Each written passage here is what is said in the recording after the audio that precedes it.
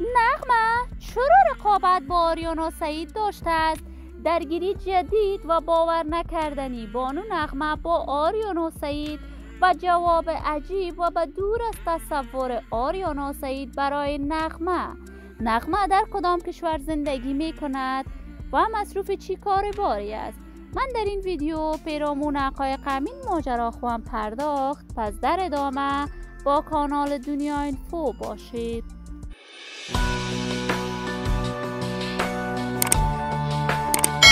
سلام سلامتی ایام به کامتان باد. شما را خوش آمدید میگم به یکی دیگر از ویدیوهای جذاب کانال دنیا اینفو. برای عضو شدن با این کانال علامت سابسکرایب را فشار دهید تا از ویدیوهای دیگر کانال دنیا اینفو هم آگاه شوید. بانو نغمه یکی از هنرمندان بی‌بدیل در هنر موسیقی افغانستان بوده است. شهرت و محبوبیت بسزایی دارد.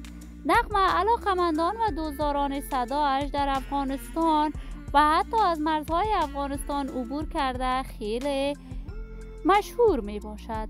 نغمه به کارهای هنر آوازخوانیش از نوجوانی آغاز کرد و علاقمندان و دوستداران صدایش بیشمار می باشد.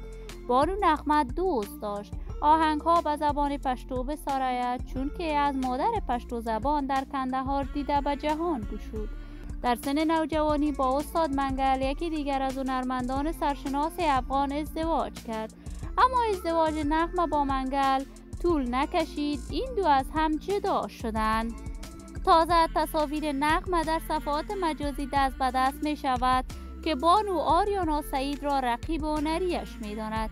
این همه در حالی است که آریانا سعید بارها شکست نفسی کرده است و نغمه را استاد خود می داند.